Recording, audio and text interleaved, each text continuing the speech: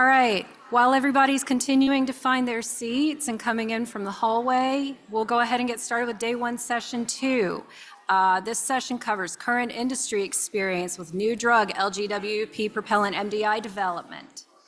My name is Christy Gilbert. I'm an Associate Director in CMC Regulatory Affairs at AstraZeneca, and within IPAC-RS, I am a co-chair of our Global Regulatory Research and Outreach Group for alternate propellants. I am pleased to be the lead for this session. I'll go through speaker introductions and also be a moderator for the Q&A panel a little later on. A couple of housekeeping reminders for your speaker bios. Like Sally said this morning for session one, you've got a QR code on your tables. Please scan those if you're interested in reading more about our speakers for this afternoon. Also, with regard to questions for our presenters and panelists, we're not taking those in between presentations or during presentations. Please save those for the end when we start our Q&A session with our panel. So I'll go ahead and advance our slides here. These two slides list the names of our presenters and panelists for this afternoon's session. And one of the things that also came up is that I've mentioned I'm part of IPAC-RS, and some of our meeting attendees may not know what IPAC-RS is, so I want to take a minute to talk about that. So IPAC-RS stands for the International Pharmaceutical Aerosol Consortium on Regulation and Science. It's an international association that seeks to advance the science and especially regulatory science for orally inhaled and nasal drug products. We collect data and conduct joint research and development projects. This organization's been around since the year 2000. And what we aim to do is build consensus and contribute to effective regulations and standards by sharing the results of research through conferences, technical journals, webinars, discussions with regulatory bodies and other stakeholders. It is a science-based organization, so decisions are made based on data. Our members are globally located, and we have region-specific efforts that go on in North America, South America, Europe, and Asia. If you're interested in more, you can do a search online for us and find out more information. So now what I'll do is I'll go ahead and I'll bring up our first presenter. Our first presenter is Ann Purrington, who is a Regulatory Affairs Director with Kindeva Drug Delivery, and she will be presenting on an introduction to the IPAC-RS scenarios, transitions to LGWP propellants and MDIs, proposed pathways to US FDA approval. So come on up, Ann. How do you run this? Green means go. This little button goes back slides. So just click the green button if you want. Okay, thank you. Good afternoon. I am presenting on behalf of IPAC-RS, and I'm pleased to be able to introduce the scenarios document titled An Introduction to the Transition to LGWP Propellants and Metered Dose Inhalers, Proposed Pathways to US FDA Approval. This paper was written by IPAC-RS this past summer for discussion purposes. It was recently made publicly available on the IPAC-RS website. The document outlines options for regulatory pathways for submitting information to transition metered dose inhaler products.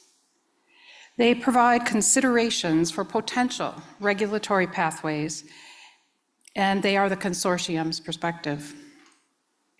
The three scenarios discussed in the document are Scenario 1, a prior approval supplement for an MDI product that is currently approved under either an NDA or an ANDA. Scenario 2, a new and a product in development that needs to transition to low GWP propellant. And Scenario 3, a new NDA product in development that needs to transition to LGWP propellant. I want to highlight that while this is the brand MDI session, we recognize that we are introducing concepts for ANDA. So some of these will be perhaps more applicable tomorrow, but the scenarios document was holistic in considering all of those regulatory pathways. One key backdrop to these scenarios document is that the safety assessment of the LGWP propellant is not discussed in this paper. The pathways in this paper are dependent on the propellant having already been assessed by the FDA. The reason this document was written was to prompt discussion on the scientific considerations and regulatory pathways, as clarity about regulatory expectations for transition of existing products and development of new products is urgently needed. Outside factors are prompting the global phase down, as was discussed this morning, and if regulatory pathway clarity is not obtained, this may lead to longer development and review timelines, and in a worst-case scenario, drug shortages may result.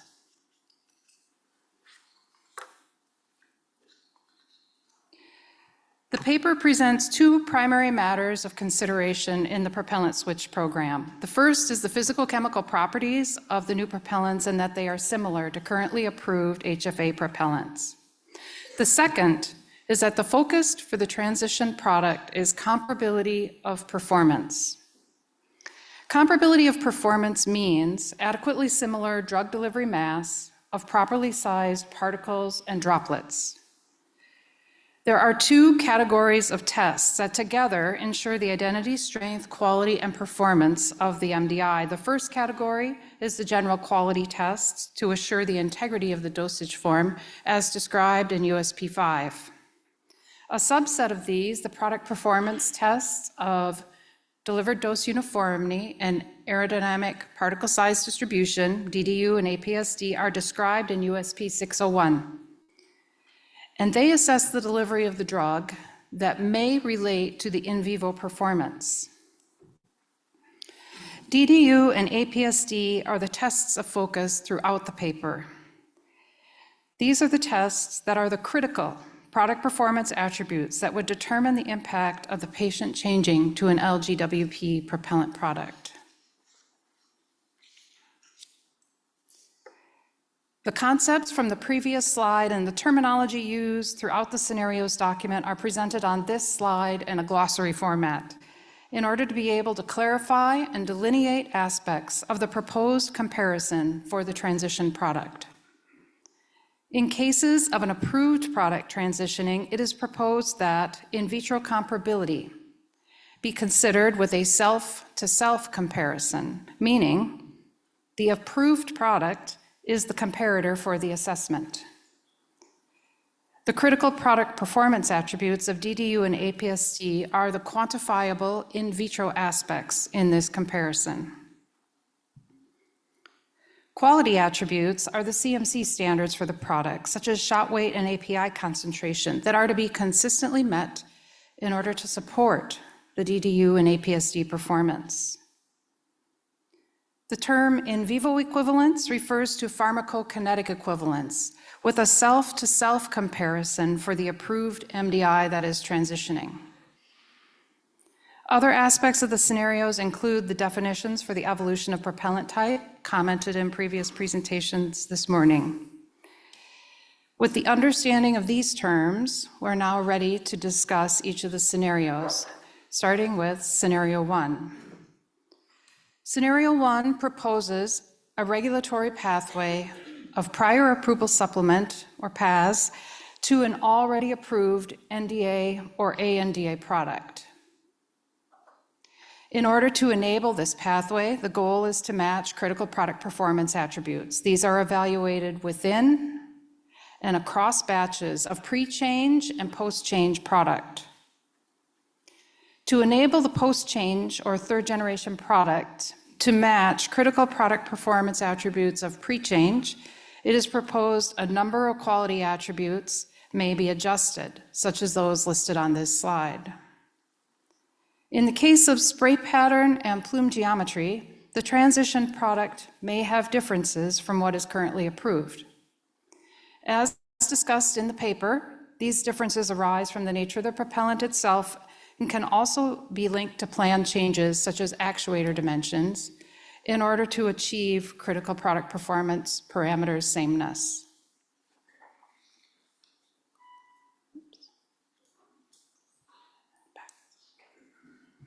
Scenario 1 is summarized on this slide in tabular format to include the prior approval supplement submission contents and considerations.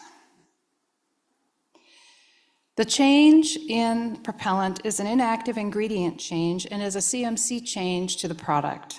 A science and risk-based approach can be used to justify formulation and device constituent part adjustments to accommodate the change in the inactive ingredient. It is proposed that the differences in spray pattern and plume geometry can be justified by the DDU and APSD match. For demonstration of in vitro comparability, it is proposed that the ranges for DDU and APSD are defined by the sponsor rather than a specific reference to the product-specific guidances, as product-specific guidances are generally applicable to new ANDA products and not necessarily to CMC changes. Depending on the resulting post-change product, additional information may be needed in terms of labeling and human factors. Pharmacokinetic equivalence studies are allowable in a PAS submission, and it is acknowledged in the paper that certain types of clinical studies are not supported under a PAS pathway. A PK study would be needed for NDA and ANDA products transitioning in cases where there were challenges in demonstrating in vitro comparability of DDU and APSD.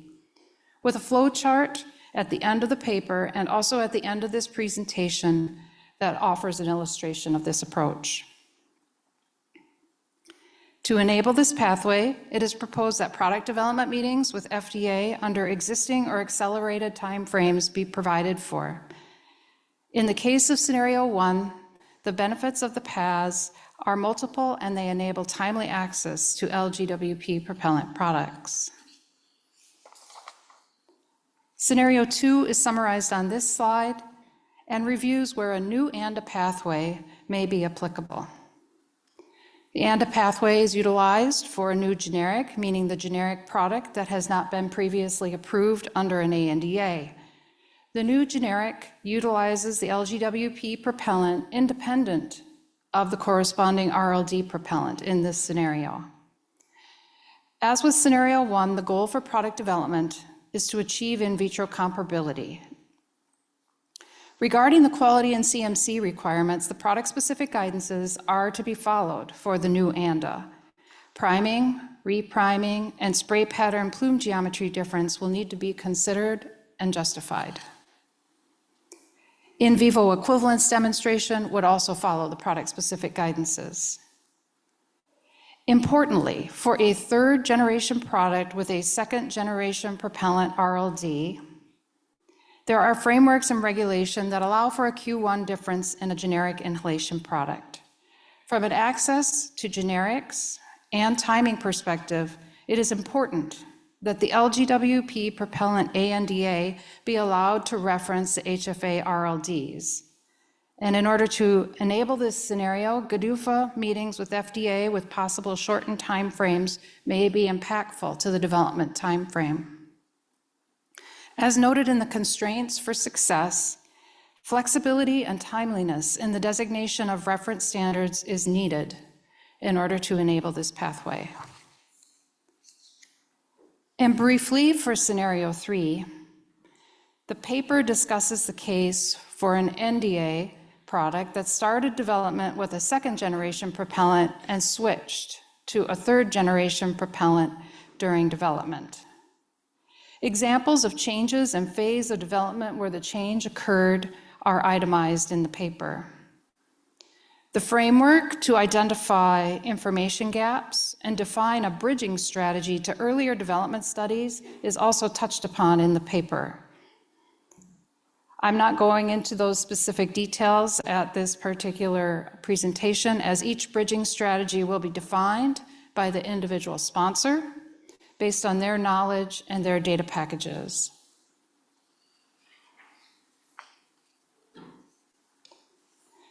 As I close, I wanted to highlight the key emphases mentioned in the conclusion of this paper. Of preeminent importance is to ensure uninterrupted access to these important products. The common aim, therefore, is to have clarity on the various scenarios applicable to regulatory pathways for NDA and ANDA products that are transitioning. A prior approval supplement for an approved product with in vitro comparability and as needed in vivo equivalence is proposed and offers benefits. For a new ANDA or new NDA, in vitro comparability as well as bridging assessments present benefits to enable focus on the critical product performance parameters and leverage of existing data sets. All pathways are proposed for discussion to highlight the scientific considerations and regulatory pathways in order to enable clarity about regulatory expectations for transition of existing products and development of new products. As mentioned earlier, IPAC-RS is the author of this scenarios document. I want to acknowledge the IPAC-RS members and associate members involved with the authorship and support of this document. And for your reference, in the slides that will be posted to the CRC webpage is the flowchart that is quite detailed in the scenarios document. It offers in a graphical fashion the concepts discussed in this overview to support scenarios 1, 2, and 3. Briefly, scenario 1 is the top 2 boxes on the far left for approved NDA and ANDA, focusing in on first in vitro comparability and then in vivo equivalence where necessary. Scenario 2 is the new ANDA, the third blue box down on the left, and scenario 3 is the new NDA, which is the bottom box on the left. Thank you for your attention.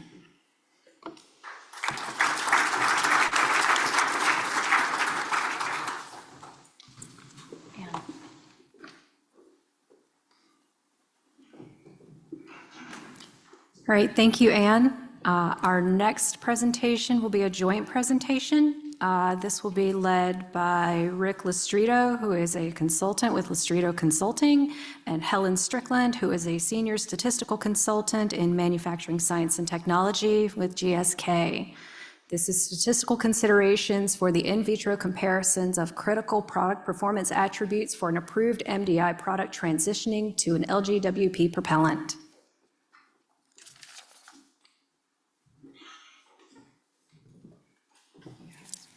Which is a forward button. Big green arrow. Thank you. Thank you, Christy, for saying the title, so I don't have to read that and lose 30 seconds of my time. Also, thank you, Anne, for setting up the discussion for this talk. And also, I appreciated the presentations this morning, and I want to thank IPAC-RS and the organizers at CRCG for giving me the opportunity to speak to you today. I really do appreciate it. So today I'll be discussing briefly and followed by Helen on some of the statistical aspects, but I'm setting that up for her to really get into the statistics portion of it. We're talking about, from the scenarios document that Anne just talked about, scenarios 1 and 2, a proposed prior approval supplement regulatory pathway for approved MDIs. The prior approval supplement pathway doesn't mean that any specific data requirements are going to be omitted. In fact, by FDA guidance, you can have clinical data submitted via a prior approval supplement approach as well. In addition to that, a prior approval supplement, as was mentioned, preserves the NDA number and thus preserves the potential link to ANDAs. Now, it's been mentioned that DDU and APSD are the most patient-relevant critical product performance attributes, which I'm going to abbreviate as CPPAs or critical attributes. Other attributes are very important. Spray characterization, and so on, and they need to be controlled. But the point is that they are prelude to DDU and APSC. In other words, what happens in there, and as Stephen and others pointed out, is what determines DDU and APSD. And that's what we're trying to mimic with an approved product. You want to get the same performance that the patient gets. They get 2 things, a delivered dose, and they get a certain particle size of that dose.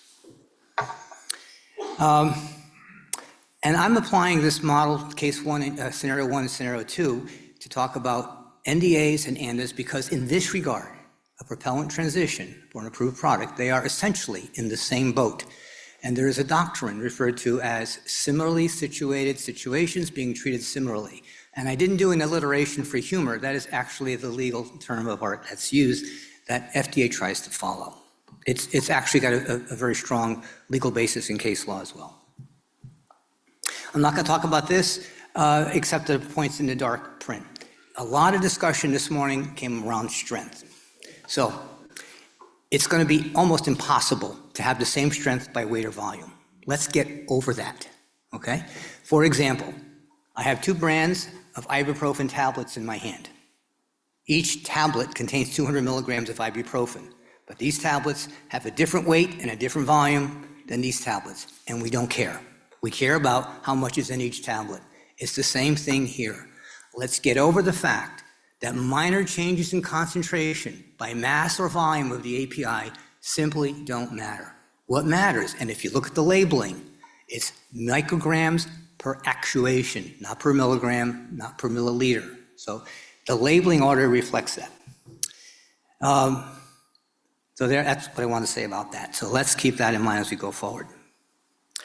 All right, this scenario is unprecedented, and I have an asterisk to an article I submitted to Inhalation Magazine earlier this year, I think in August.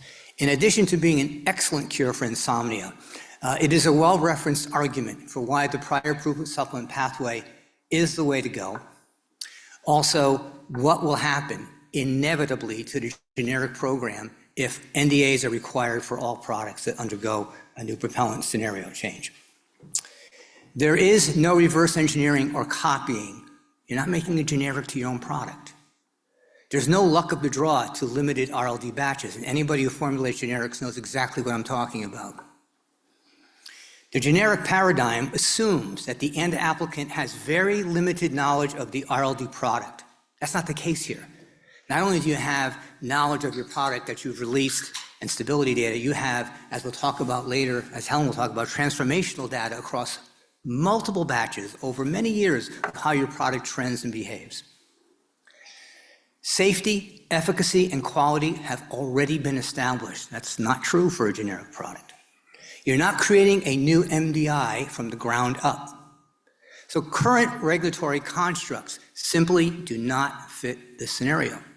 And I have to say, I was a little disappointed, or I should say, let down when I see funnel thinking towards bioequivalence approaches and pharmaceutical equivalence approaches. These apply to specific regulatory programs in generics and other aspects that don't necessarily apply here. I'm not going to talk, this was talked about briefly, but of course, if you have extreme changes, extreme differences in performance, if you're trying to add a new indication, that's going to kick you right out of this prior approval supplement concept. So you're making only the minimal changes necessary. Now, this builds nicely on what Stephen said this morning, and I swear I didn't write this slide after you gave your talk earlier today. Other quality attributes, such as those related to spray characterization, are important and need to be controlled, as I had mentioned, but they're prelude to getting the APSD and the DDU requirements. So how are we going to do that? I look at APSD and DDU as the output of the MDI and the input into the patient. That's why I asked a question about input parameters before, okay? All the stuff you see happening in the actuator and the valve, which is not depicted, are to give you the desired APSD and DDU performance. So it was mentioned briefly, but the geometry of the sump and the size of it, the length of the delivery orifice, the diameter of the delivery orifice, the angle of the cone, the size of the metering chamber in the valve, all of these are levers, knobs, and buttons that you can use as modulators to try and achieve the same DDU and APSD. Can it be done? We don't know. It looks like it can be done. It's certainly more readily than in the previous change. I say, give folks the chance to try it and see. And if they can't, then you have to go to a different approach. So we're going to go, where do we go from here in terms of data types? And Helen's going to take up the mantle next. Transactional data is that what you do to get your product released. You do a test, you get a result, pass, fail. Transformational data is across your manufacturing base for this product over many, many batches. A lot of relevant research and published findings which distinguish this change in propellants from the last, not just by the physical properties, but there is so much more technology available to predict and design your product so it performs the way you want to. And the article I mentioned is referenced with a lot of that stuff. Now, I normally don't read. Before I hand it over to Helen, I did take some notes, and I wanted to address one elephant in the room, which shall not be named. But there is a new consideration, and I'm going to address it with 42 words, which if you're familiar with Douglas Adams' writings, you know what 42 means. Okay. Any health authority or group thereof that prevents or severely mitigates an otherwise predictable drug shortage provides a synergetic win that addresses a critical public health need, simultaneously addressing, also in a rational way, the growing zealous clamor calling for regulatory change. Thank you. With that, I didn't feel a shepherd's crook pulling me off stage. I'm going to turn it over to Helen to see where we go from here. Thank you very much.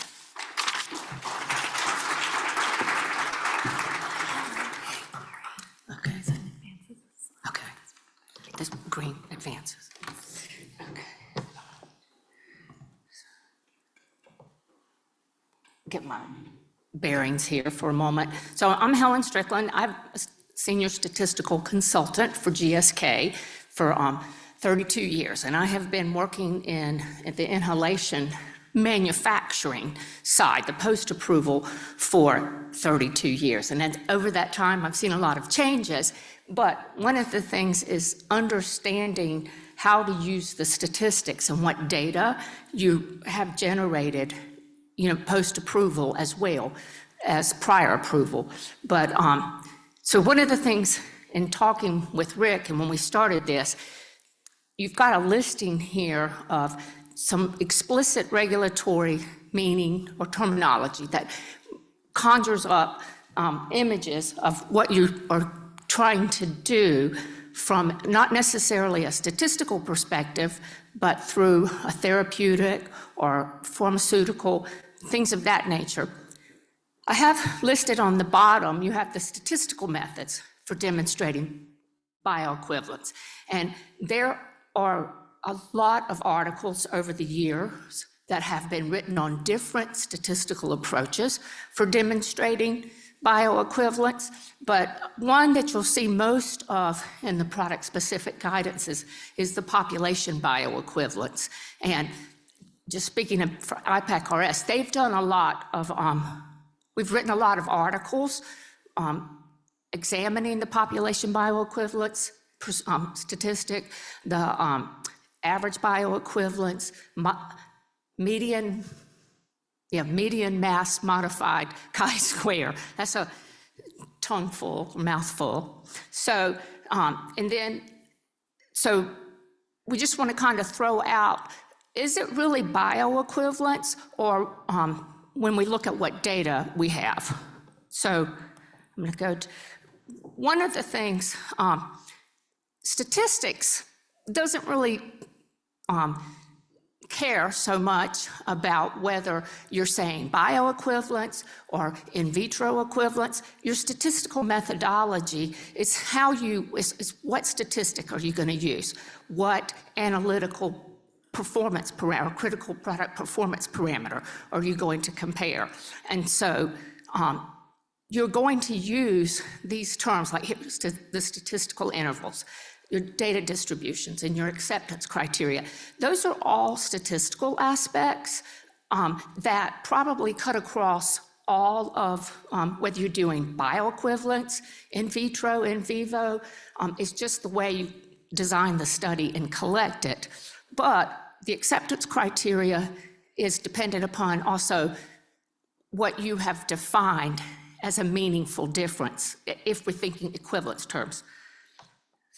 I just add this here as this is one of the perspectives for the product-specific guidances is that your in vitro testing conducted to demonstrate bioequivalence, and you have a prospective study design, your statistical test, and corresponding acceptance criteria, and you're comparing the two measurements.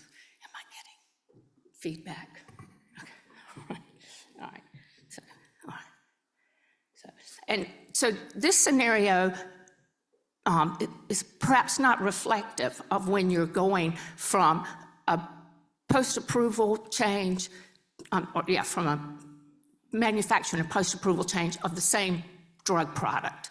So, but I know that's a piece to be, argument to be made. So, but what is it we have to look at? So we think about, you have in vitro data versus your quality assessment data. And most of the time with your in vitro tests for your inhalations, the aerodynamic particle size distribution and the delivered dose, they're essentially the same test, the same equipment, the same, all of that within a company, within a sponsor. So one of the questions, and Rick had thought about, are we really thinking about under this scenario, are we looking at, is the data that you collect on the third generation, is it concordant with the second generation data? All right, so this is a concept that transactional use of data and then transformational. Transactional can be even the in vivo bioequivalence assessment studies that you do. It's what you've got, you have a snapshot of the reference listed drug, and you have a snapshot of the generic drug or the post-change drug. So from this perspective, that population bioequivalence is kind of a one-size-fits-all methodology, and the limits are set, and under most situations, you have the same acceptance criteria for the population bioequivalence. But what we want to do in the scenario that we're working under is that we have so much second generation data that you can establish what that critical product profile, performance profile or attribute profile is, where you've had over years of product that has been put out on the market. So the idea, the thing that is different here is that we know a company, if you're currently manufacturing an approved product, you know your data, you know your drug product. Sometimes we don't use the data transformationally in order to characterize it, but we do have that data there. And so this next slide is just to give you an idea. This is just speaking from your APSD and your delivered dose.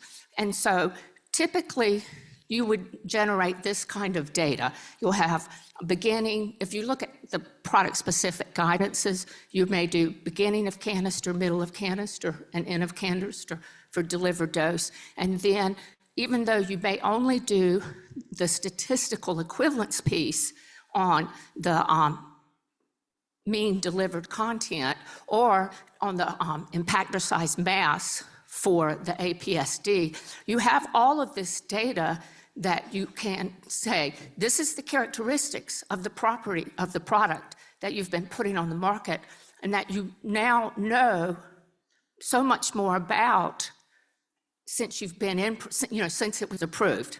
So here's the situation, like the quality data. So if we're looking at this is typically what could be our quality assessment data, what could be collected. And it's delivered dose, it's APSD. And sometimes you'll have specifications on your delivered dose, your mean content, and then on your APSD, you have the throat, the fine particle mass, and the other group stages. But all of that data could be hundreds of batches of data, representative lots of manufacturing variability that you can actually characterize and say, what are these properties? So what I've done here is just to give you kind of an idea about when we use data transactionally, and you just say, well, remember the APSD and the delivered dose data are probably, in my experience, has been collected in the same way that you throughout the whole life of the product. And so, unless you've had method changes. So, but what you end up thinking, you could have, let's see, 150 batches of data. And we think, oh, well, we've had 150 batches, and this is the DDU specification, and it's passed. And all you know is all of my batches met specification or comply with specifications. But what we can do is, so I didn't do APSD data, I just focused on the delivered dose, because APSD can be just a little more complicated. But if you actually have collected data, beginning of use of your inhaler, end of use of your inhaler, and you're looking at mean dose, you can actually you can actually say, oh, my process mean. It's, in this example, this is just simulated data, where you say, oh, my process, all my batches, the average value for my process has been 99.9. My between batch variation could be 4%.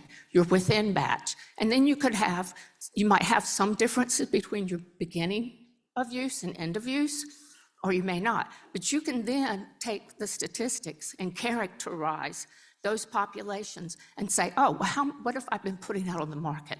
And as one sample here, it's like saying 95% confident that 99% of the end of delivered dose results are within 88 to 115. So those are the kind of things that you can use or do statistically and transformationally. So the idea would be you can actually,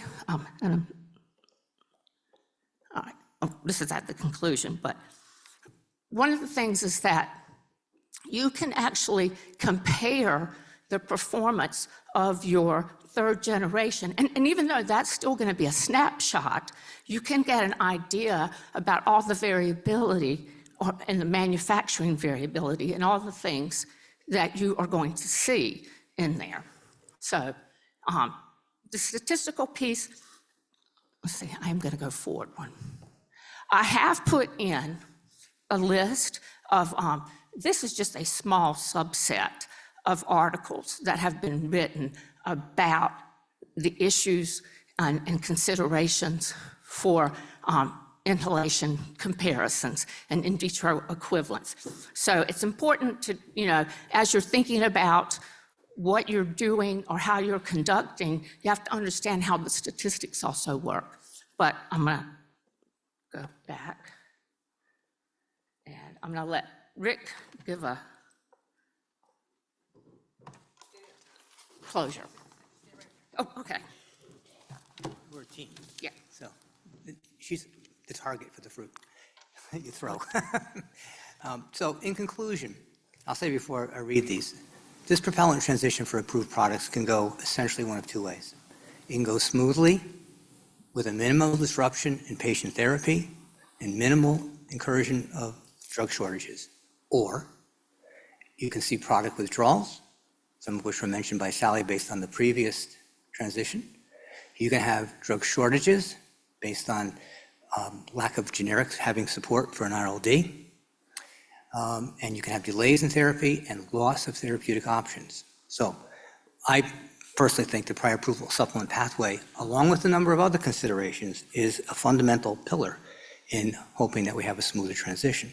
However, a change in the propellant for an approved MDI is fundamentally different scenario from anything we've seen before. Let's keep that in mind and keep that big perspective. This is not the 1990s, okay? Although there are similarities, there are stark differences. The propellant switch scenario for approved and well-characterized MDIs lacks adequate precedent in terms of relevant regulatory characterization, language, as Helen pointed out, and requirements, as we're hearing about today, throughout the day. Overall, the prior approval supplement submission pathway may be the most appropriate aligned with the risk. Careful consideration must be given to the comparative study design and the statistical approaches applied so the results minimize decisional errors while maintaining feasibility.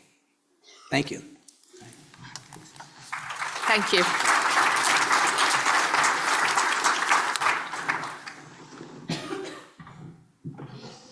All right, thanks, Rick. Thanks, Helen. We'll start with the first of our 3 industry presentations. The first one being a case study for development considerations for transitioning MDI products to LGWP propellant. This presentation will be provided by Clow and Poonam Gulati. Laura is a medicine development leader at GSK, and Poonam Gulati is a senior director and team lead in global regulatory affairs at GSK.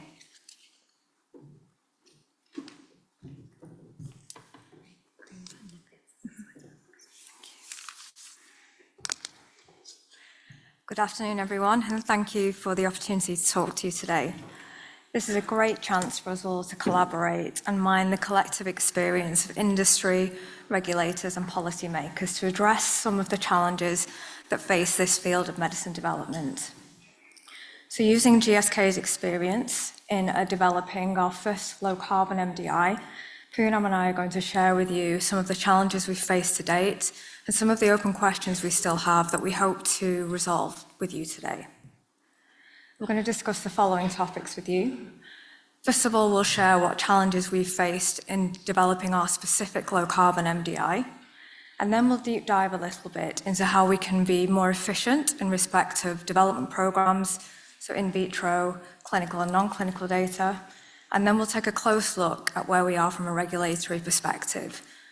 So where we've seen conflicting agency advice, and also where we see existing gaps that we'd appreciate your help in filling. So millions of patients globally rely on MDIs in the treatment of their disease, so it's critical that we do address this problem of carbon emissions. And GSK's albuterol MDI is used by 35 million patients worldwide to assist in the management of their asthma and COPD. So it's a very well-loved and very relied on medicine. And staggeringly, this single MDI contributes to nearly 50% of our carbon emissions. So if we do one thing to positively impact the environment, it's to make a change to this MDI. By changing the propellant to HFA 152A, we believe we will reduce the carbon emissions of this single inhaler by nearly 90%. So the whole company, and particularly our team, are incredibly motivated to do this. We proudly announced earlier in the year that we started phase 3 development, namely our long-term safety study with this particular MDI, and we expect the results to read out next year. So our development program is predicated on sameness, and by that I mean we have made minimal changes to the formulation, to the device, and the user interface. So of course we've changed the propellant. That is the one piece of this that we need to change to address the problem. As a result, we've had to make some changes to the valve to ensure chemical compatibility, but it's important to recognize that the core design of the valve is the same. We also recognize that our analytical methods and specifications are decades old. This is a very old product, so we're taking the opportunity to modernize these in line with enhanced regulation and enhanced testing procedures that are now available to us. But it's important to remember that the API itself is unchanged. The actuator and the canister are unchanged. The filling line and manufacturing processes are unchanged, apart from some safety enhancements that we've had to make that I'll tell you a little bit about in a minute. And we are using the same approach to setting our control strategy as we always have. So we believe that this will be a fully substitutable product that will utilize the same label, same posology, and for the same indications. And as a result, we would like to explore with the FDA a pathway to a prior approval supplement for registration. So I'll talk a little bit about some of the challenges we've faced so far. Development of these sorts of MDIs is difficult. The first challenge we faced is selection of the propellant.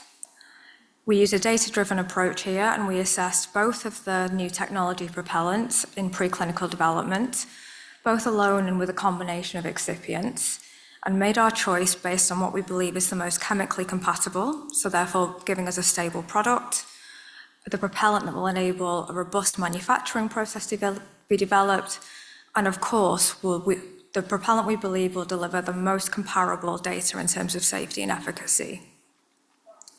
As I mentioned before, we selected HFA 152A. The next challenge we faced was in the design of our clinical and non-clinical program. We recognize that agencies around the world are in different states, in different stages in setting their guidance for this sort of development. And as a result, differing regulatory guidance has resulted in a lengthy and costly development program. And we'll tell you a little bit more about what that looks like in a minute. We've also come across a significant challenge from a commercial manufacturing perspective. So I mentioned earlier that we're making no changes to our manufacturing process or filling lines, but HFA 152A is flammable, and it's important to be able to safely handle that in bulk. As a result, we've had to make significant investment in our factories to ensure the safety of our technicians and operators when handling this new propellant. It's important to recognize that when you're considering this sort of development moving forward.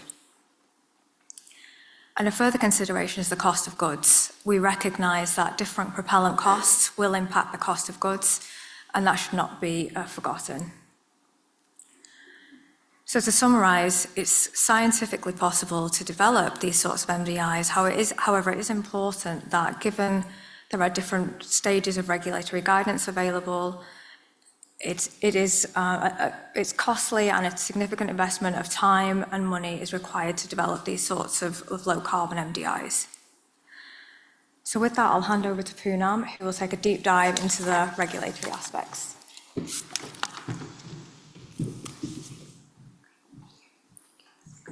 Thanks.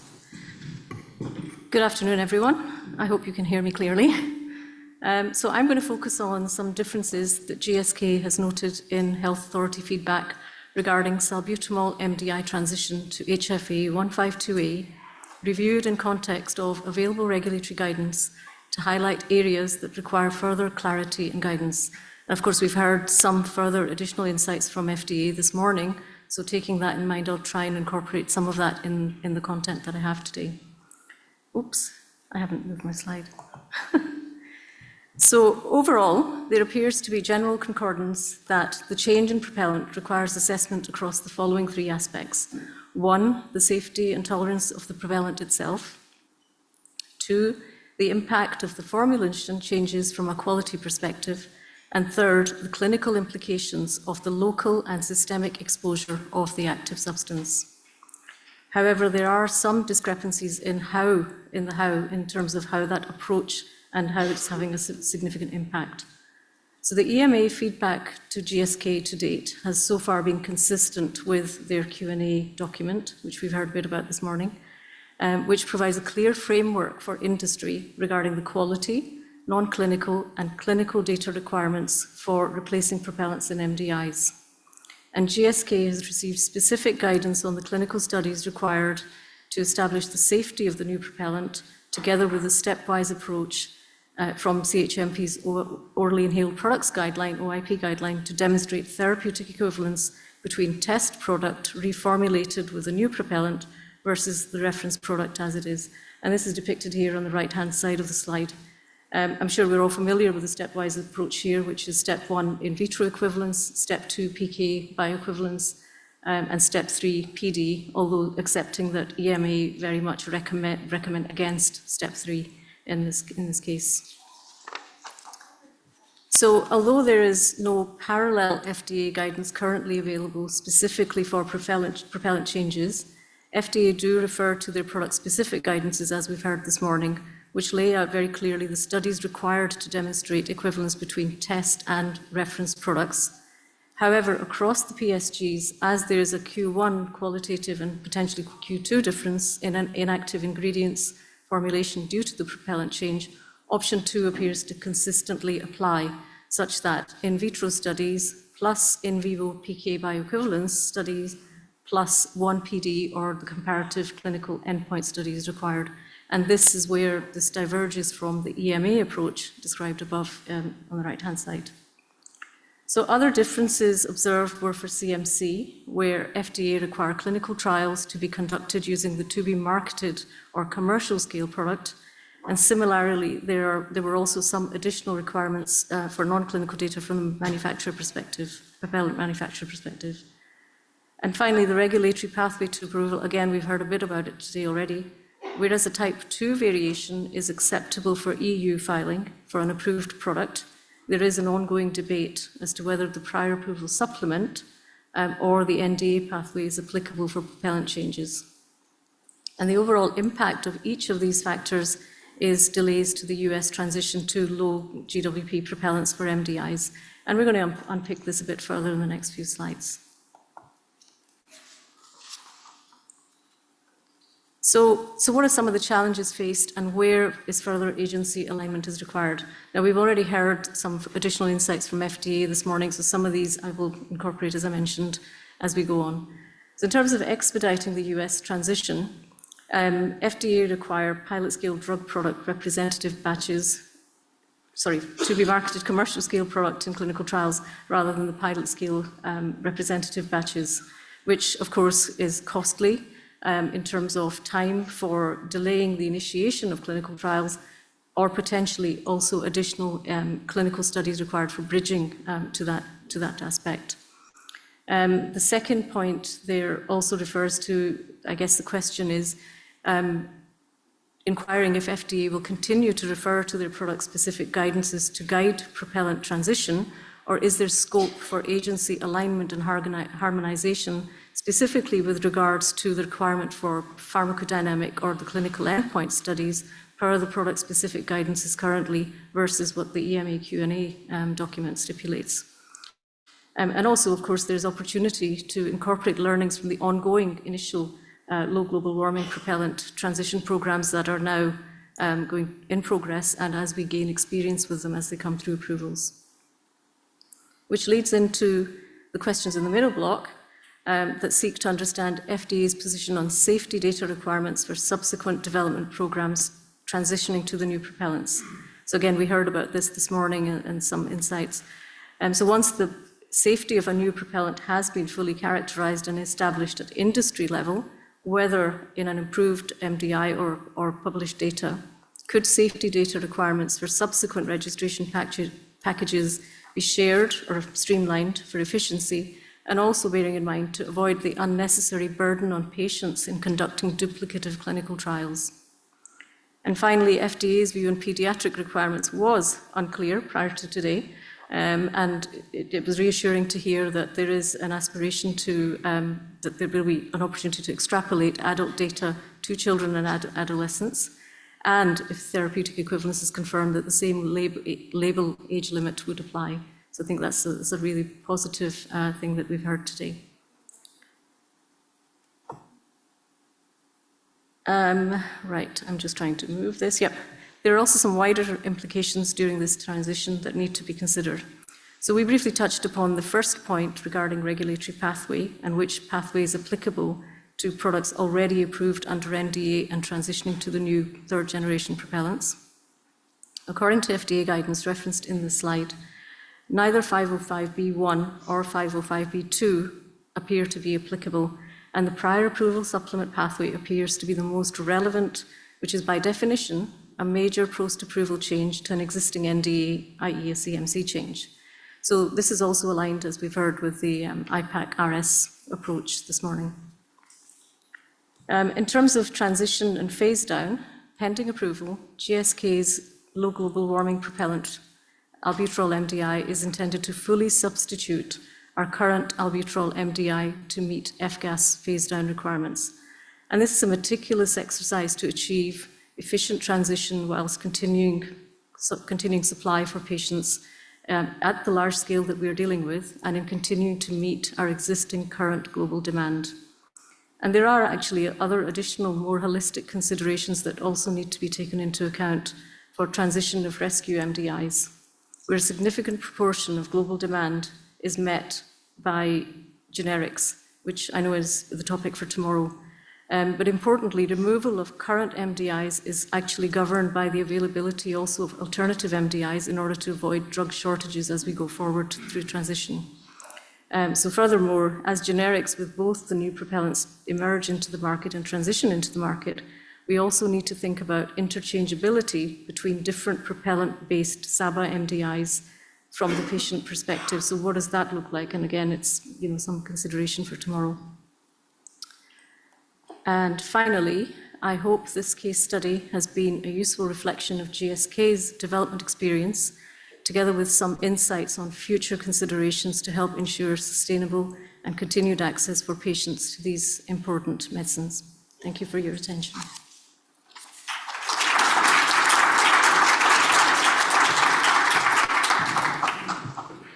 All right, thanks, Laura. Thanks, Poonam. Our second industry presentation will be provided by David Lechuga-Ballesteros, who is the Head of Innovation and Inhalation Product Development at AstraZeneca. This will be about engineered excipient particles facilitating transition to LGWP propellants and combination MDI products.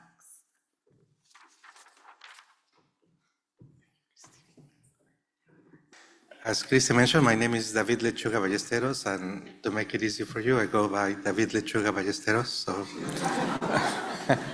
and I have the best title in the company, Head of Innovation. It can't get any better. So after this, I'm ready to retire. So unlike the previous presentations that we were discussing the big picture on, what it takes to transition to the new propellants, this is more of a case study on how AstraZeneca has approached the transition on a line of products, and it deals specifically on the formulation. So what is inside of the MDI? How does that impact the quality of the product?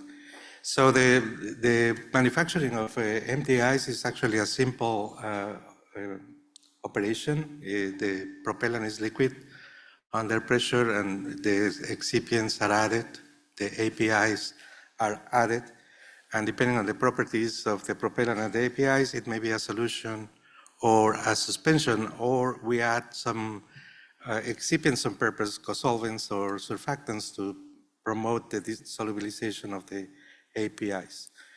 An interesting fact, the propellant is more than 99% of the formulation, so of course, changing the propellant will be relevant to the formulation.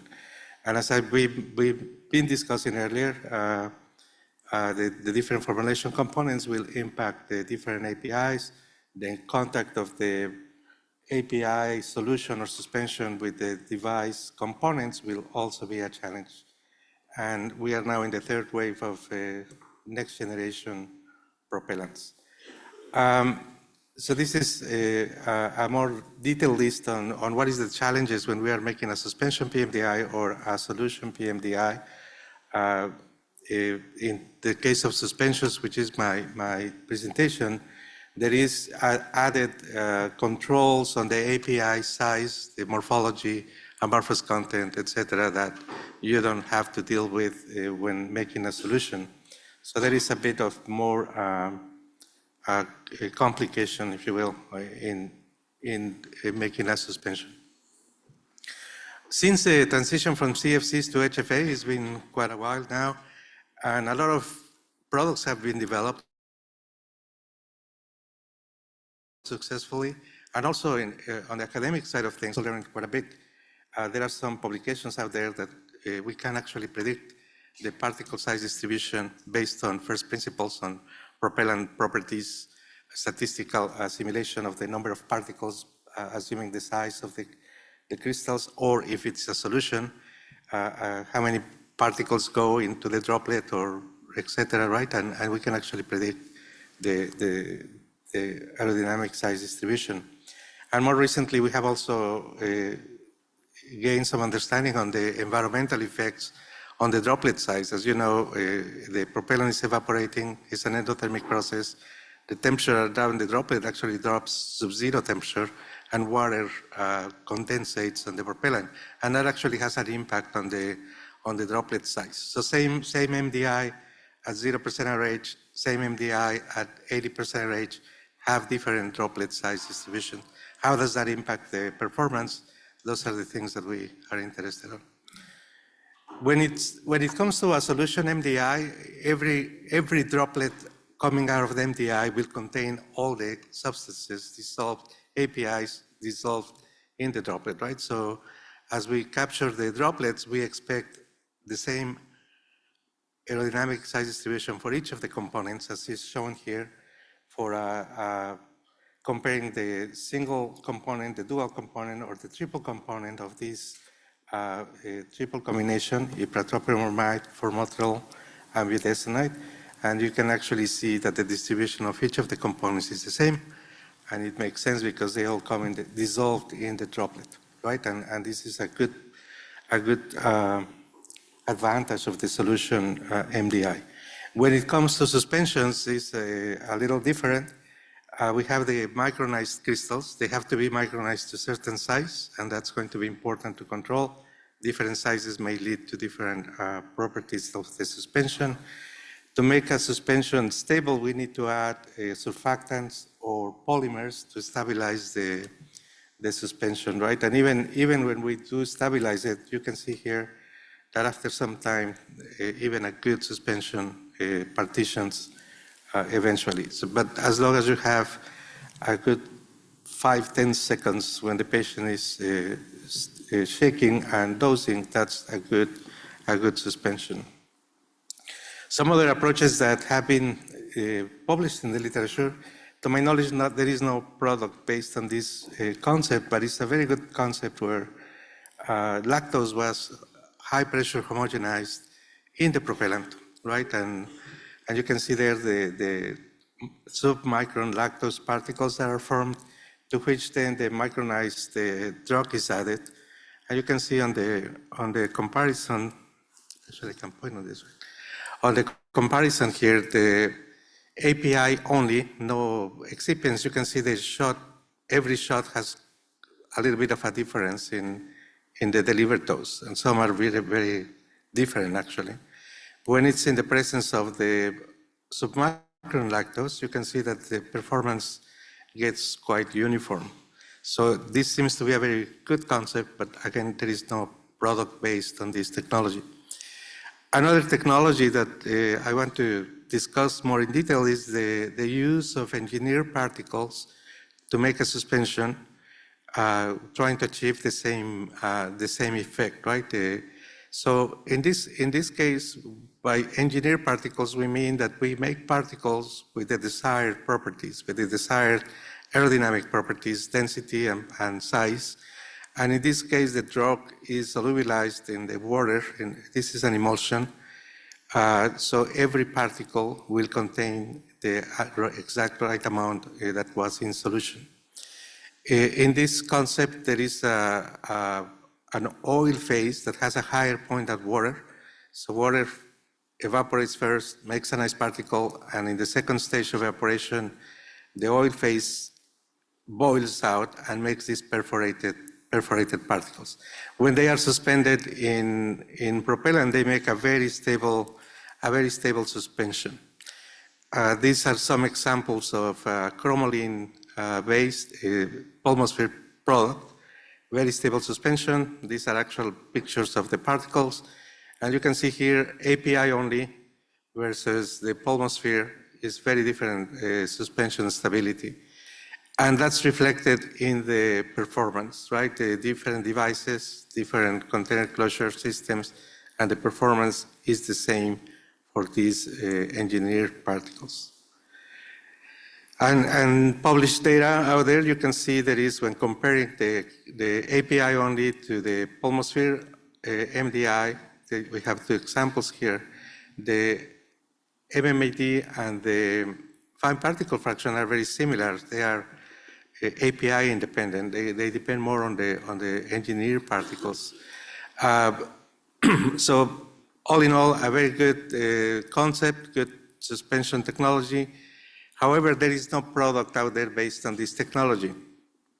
And the reason for that is that there are some challenges. As we spray dry the APIs, they come out in the amorphous state, and that may lead to either physical or chemical instability.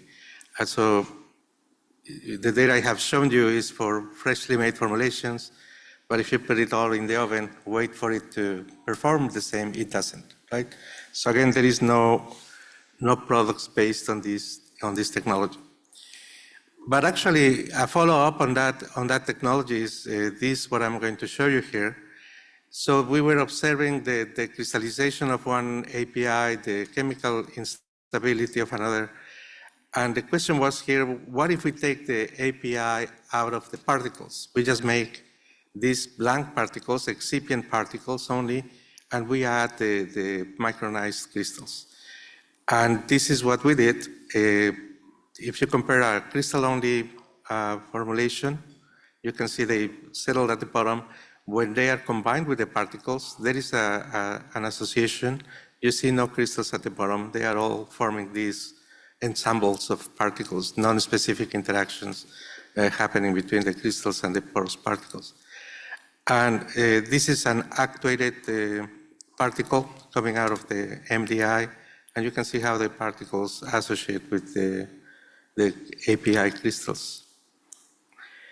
And we use this technology to make to go from 1 to 2 or 3 components in the suspension. And what we observed is that the aerodynamic size distribution is actually the same for each of the components, budesonide, glycopyrrolate, formoterol, same distribution in the presence of the particles. Unlike crystal-only formulations, you can see that each of the API have a different aerodynamic distribution.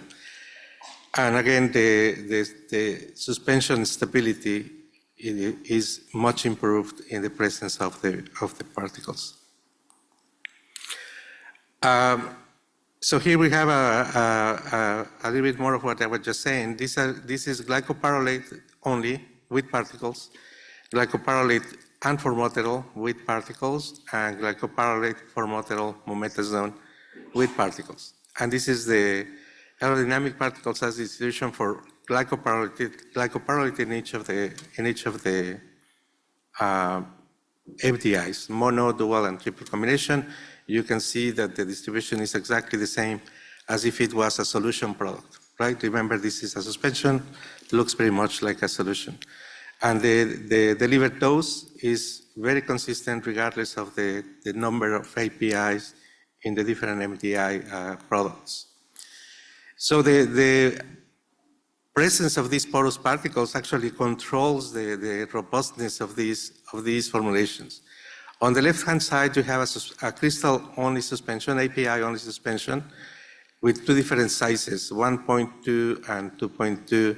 These are the crystal size distribution for each, the same crystal, basically. And then here we have different strengths, 0.6, 6, or 60 micrograms of the same drug in a different suspension. And you can see when we measure the MMAD, there is a clear effect on the suspension concentration and also on the size of the crystal. When the particles are added, the MMAD is the same, regardless of the dose per actuation. So in this case, we have budesonide, which is about 160 micrograms per actuation, glycopyrrolate 9, formoterol about 4.8. And as you can see here, it's about the same range, 0.5 to 60, and you see the change. We have here 0.1 to 100, and there is no change on the MMAD. And that again, because it's driven by the porous particles. And also we have a difference in size, API size, that you can see here. There is expected change in the performance, but not when the porous particles are present. So a very robust formulation, and also a very straightforward way to make the suspension. The controls on the API size are not as strict. We don't have to have very fine control on the API size, and that's for scale up and manufacturing is a great advantage. Going from the 2-liter to the 2,000-liter vessel, when the particles are present, is straightforward. Also, when the BGF product was being developed, budesonide, glycopyrrolate, formoterol, the clinical study to show superiority had to be compared to the other dual combinations, glycopyrrolate, formoterol, and budesonide, formoterol. is the triple superior to all those two. So we had to manufacture the triple and the two double formulations. And because of this technology, we have a benefit that the clinical study will not be biased by the performance, since we have the performance the same for all the doubles and the triple combination. So a very good advantage when in the clinical development. So now all I have shown you is data on HFA. So now that we transition to the new propellants, we were choosing between HFC 152A or HFO 1234ZE, and in the end we settled for HFO because being the lowest global warming potential. In the suspension picture that you see here, one is made with HFA and the other one is made with HFO. And you can see that the suspension properties are a bit different. The size of the powder height is different, but the suspension is pretty stable. Also, this is an emitted powder load from the suspension after 3 months at 40. You can see particles, you can see crystals, meaning that the suspension is stable in the new propellant. And then here is the comparative data, HFA and HFO for the different APIs in the suspension, beginning and end of the device, and you can actually see the similarity on the data. Of course, statistical analysis was done on that. I'm just showing you the visual representation to show you the similarity. Same here for the fine particle fraction. You can actually see HFA, HFO, HFA, HFO for each of the components being also very similar. And the beginning to end segregation is also similar for both components. And this is, remember when we were talking about propellant differences, the densities are different, right? The wettability is different between the propellants, but yet the porous particles have a way to make them look very, very similar. And then this is a required study to do the storage in 3 different positions, vertical, horizontal, and upside down. Test beginning and end, demonstrate that you get the same performance, and that's what this data shows. And then finally, of course, the PK study demonstrating the similarity between budesonide, the three components in the co-suspension between HFA and HFO.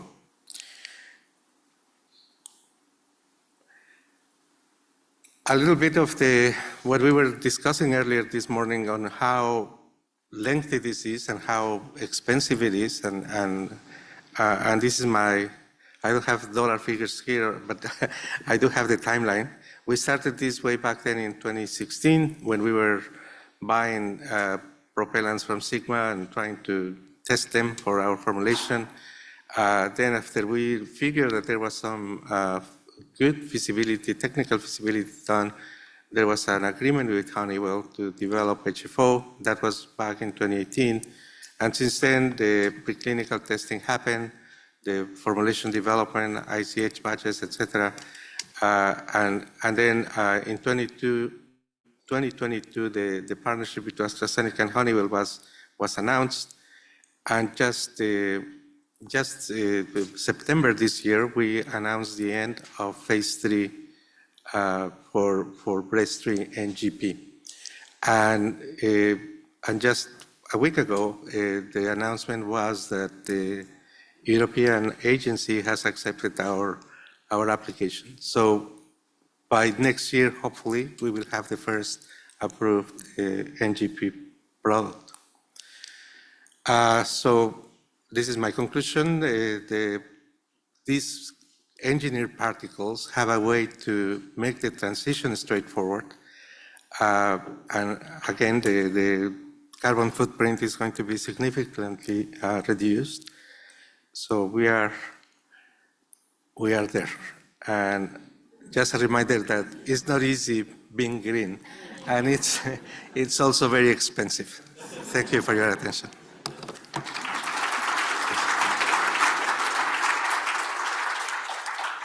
All right, thank you, David. We'll go to our third industry presentation for this session. This will be led by Angelo Benedetto Matturo, who is an R&D Global Technical Leader with Chiesi. And this presentation will be Innovative Drug Development Approach to Address the Transition to LGWP Propellant using HFA 152A for a triple combination MDI product targeting small airways.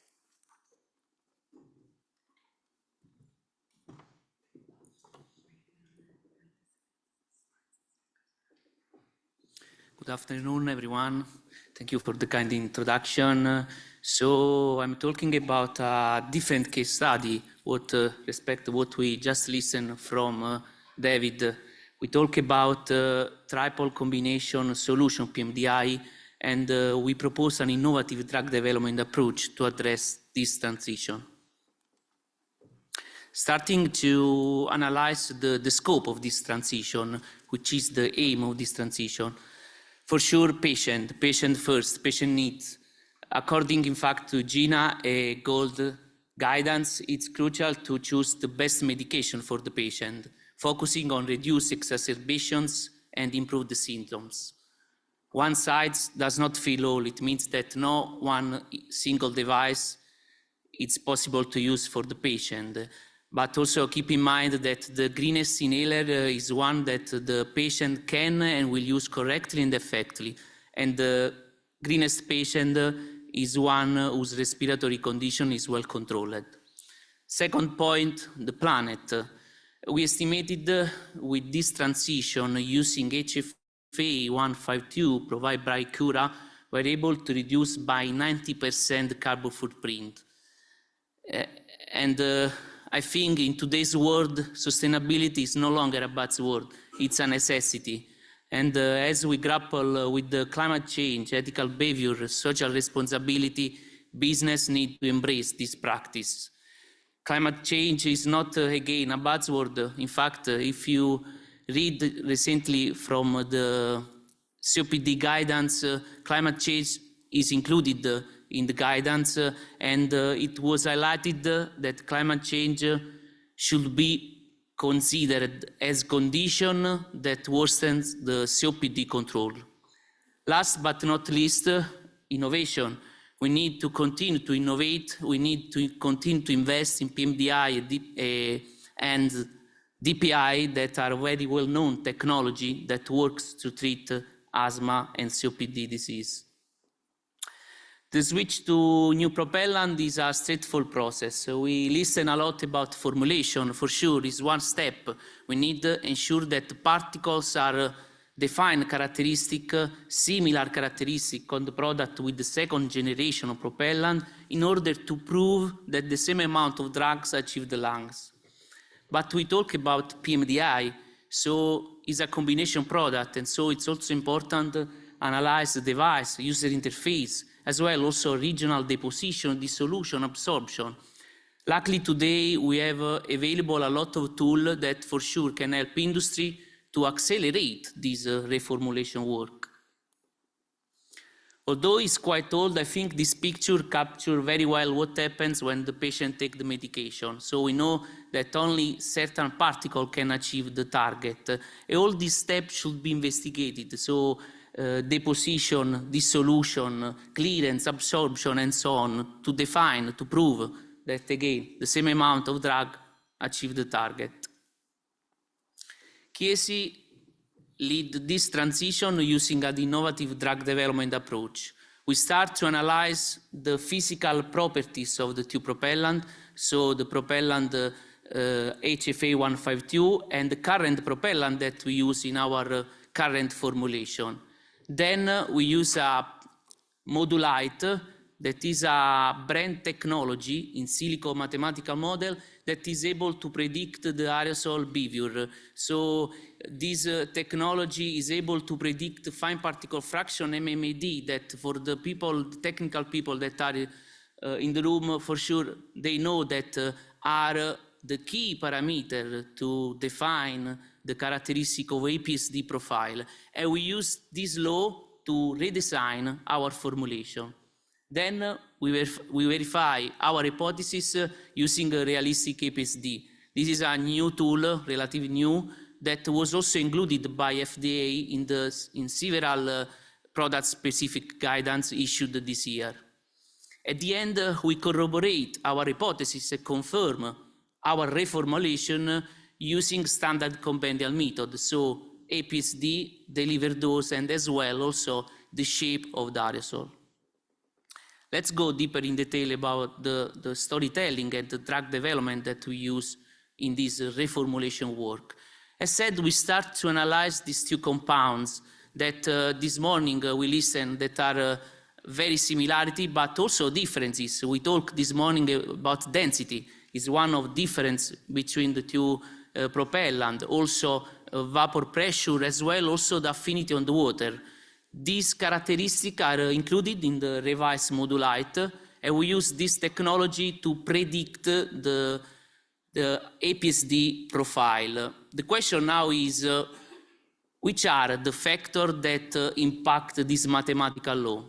We can divide the factors in two big classes. One comes from the solution PMDI. This modulite is specific for solution PMDI. So you can see in red, there are all the factors that impact the modulate, the fine particle fraction and MMAD. And which are these factors? For example, the ratio between volatile and non-volatile component, the concentration of ethanol, as well the kind of propellant that we use. And the second class comes from the device constituent part. We listened also this morning the importance, for example, of the geometry of the actuator, mainly for solution PMDI. And for example, is really key important the dimension of the orifice of the actuator. So, using this mathematical law, we are able to design by paper the prediction of the profile changing only the propellant. And as you can see, we are not able to achieve the match between the two formulations changing only the propellant. And so we come back, modify the parameters that we just mentioned to optimize the formulation. After that, of course, we need to prove that our work is give similar characteristic for the tube formulation, and we're using in vitro setup as a prediction tool. Realistic APSD differ respect the standard compendial method for two main characteristics. One, we use Alberta throat that is is different in comparison of the induction port, since induction port is so far the shape versus the throat of the patient.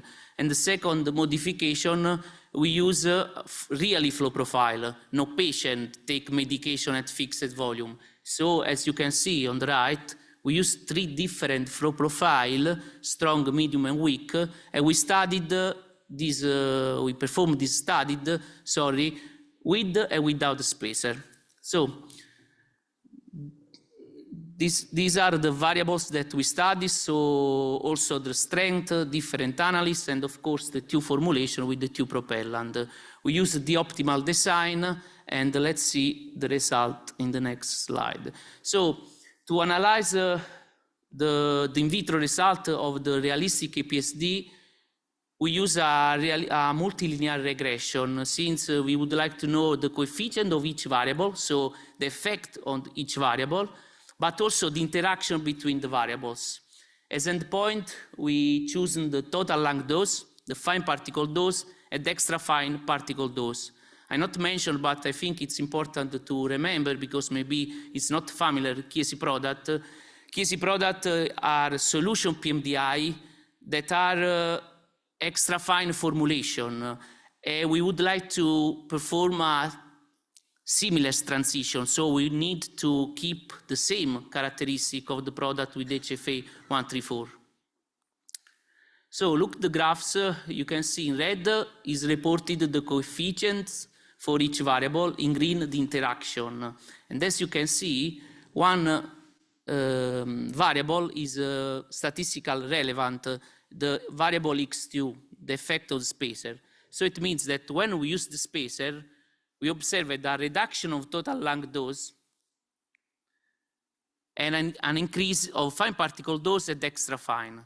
But this is expected because we know the effect of spacer. When we use the spacer, in fact, we have a reduction of side effects because the coarse particles are trapped on the wall of the spacer, and an increase of fine particle dose at extra fine. What is important in this result that this effect on spacers is independently from the formulation that we use. In fact, if you look, the interaction X2, X3 is not significant. So the main outcome of this study is that the two formulations appear comparable.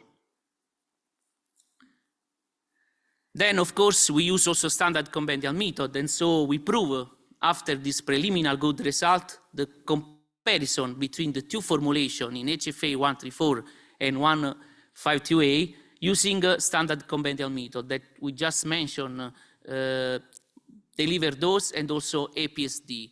So as kind of study we use in vitro bioequivalence studies, although we understood that is not mandatory for a brand product. So here we investigated the comparison using in vitro bioequivalence in terms of study design, so population, sample size, and also in terms of the criteria to assess the comparison, the similarity between two products. As you can see from the graphs, from delivered dose, we observe a good match, a superimposable match between the two formulations across the life stage that we tested. So we observe a delivered dose at beginning, mid, and end, comparable between the two formulations. As well, the same result also with the APSD for all three API, BDP, Formo, and Glyco. As anticipated before, for solution, the characteristic of the particle depends, of course, of the characteristic of droplet. And so one API have similar behavior in terms of APSD profile of other API, because what is important are the characteristics of the droplet. After this good result, we also investigate PK profile using preclinical models in animals. The animals are put inside this plastic restraint using inhalation tower. And the animals are divided into groups randomly. One group took the medication with the new propellant, and one group took the medication with the old propellant. The animals are exposed by 15 minutes inside this tower, so connected to the tower, so medication after 50 minutes of treatment, each animal was withdraw the blood sample from the catheter connected to the femoral vein, and we analyze, of course, the PK profile. Here you can see the plasma profile for the formoterol. What we observe in this preliminary preclinical model that the AUC and Cmax are comparable. Of course, these data are on public domain, and the plasma profile, not only for formoterol, but also for glycopyrrolate and BDP, show no significant, the statistical significant differences about AUC and Cmax. Then we confirm this good result also with the PK in healthy voluntary. This study was performed according to EMA guidance about the transition. So a classic crossover design in which we assess the safety and efficacy with and without charcoal block, as was explained this morning. So the total systemic exposure as marker of safety, and the relative lung availability as marker of the efficacy, in which the participant took the charcoal block solution before and after administration to prove the lung availability. As you can see from this forest plot, the change in propellant does not impact the PK profile of the three API, and also one of the active metabolite of PDP. So these PK data further support the reformulation work in redesign comparable products. So now the question is, are these data, PK data, plus all the comparison that we performed in vitro sufficient to demonstrate the therapeutic equivalence? So let's move to I will skip the shape. We already listened a lot about the importance of the shape of the aerosol in terms of plume geometry spray pattern. Let's talk about which are the challenges in this reformulation. You can see in this graph four area that in Chiesi's opinion are the key consideration when reformulate the product. We need for sure investigate the formulation and so a PSD deliver dose at the end to demonstrate therapeutic equivalence, but we also need to evaluate the safety of propellant and the safety on the propellant with the API. One aspect that I think it's important to consider is also the human factor, user consideration. What about the test? Which are the differences versus the propellant of second generation? If you remember, during the first transition, one of the issues was a change of sensation that was the phenomena was called the cold Freon effect. This was due to the plume temperature that impact on the throat of the patient and of course determine a reducing of adherence of therapy. So it's also important to evaluate the taste, the sensation of the new propellant, both in vitro and vivo. So also in vitro, for example, it's important to monitor the temperature of the plume.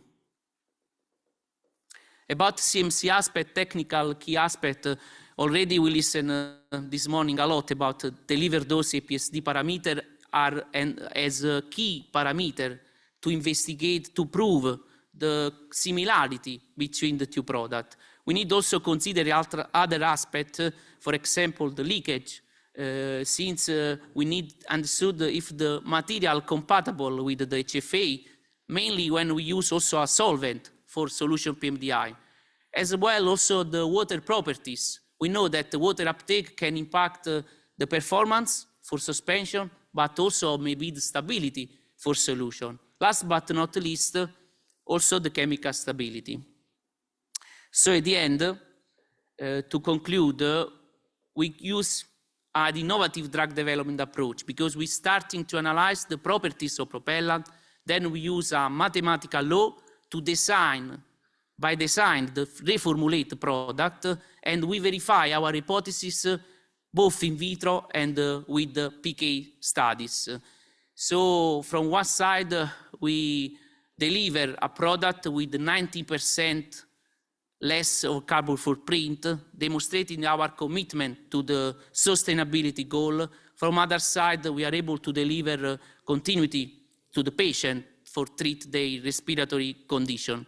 So at the end, in Chiesi, we recognize the critical link between healthy planet and healthy lungs. Thank you.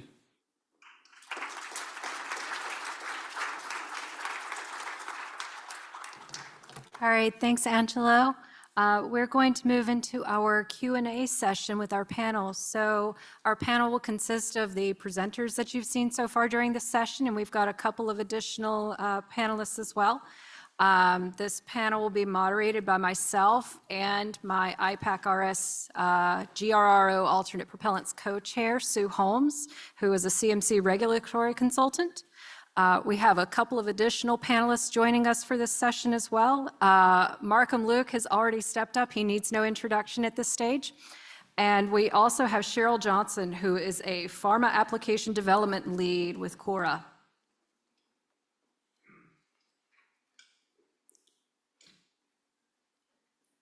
So I think what we'll do is, while our panelists have gotten settled, if there are any questions in the room, we'll start with those. My question is to Angelo. Angelo, can you talk about, like you talked about the differences between the way the propellant felt between the CFC and the HFA. What have you done to see the differences between the new low global warming propellant in terms of what the patients were feeling. So that was one. And then the other question is using the Modulite, like, can you estimate how much time and money you saved? Okay, thank you for the question. So for the first question about the sensation of the propellant, the taste, for sure there are methods available today, tool available to monitor the plume of temperature. And we know that from using CFC, so using, we observed a really cold Freon effect because the temperature of the plume is very, very cold in comparison with the second generation of propellant in which the temperature is higher. So in vitro there is a tool, specific tool that we used and demonstrate that also with the new propellant we have the similarity for the same temperature. But as well you can taste this point also during clinical studies. For example, during first in human, we evaluated with a score grading the taste, the sensation of the propellant.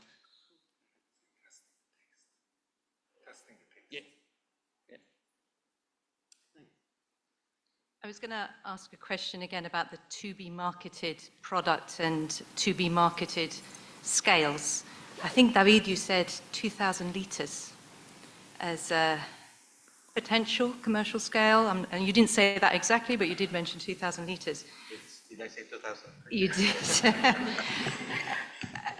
Fortunately, I haven't been to the manufacturing site, so I couldn't tell you exactly, but it is several hundred size tank, I think 700, and more recently is up to 2,000 Okay, liters. so my question is, what are your thoughts around the relevance of using commercial scale batches in development? Because clearly the availability up to now of the propellants at those types of quantities, the cost of those propellants and the need to use multiple batches potentially of propellants in registration phases could make the whole development very prohibitive in cost. That's an excellent question, and the question on representative batch, right? And I think the main point is what you just said, waiting to make the commercial batch to use it for the clinical trial and to use it for registration takes a long time and a lot more investment. And by experience, the CMC experience we have is that the small batch we make at the 2-liter batch, 2-liter suspension vessel is equivalent to the 2,000-liter vessel, right? So if we could take that as an evidence on representativeness, I think we could save time and money.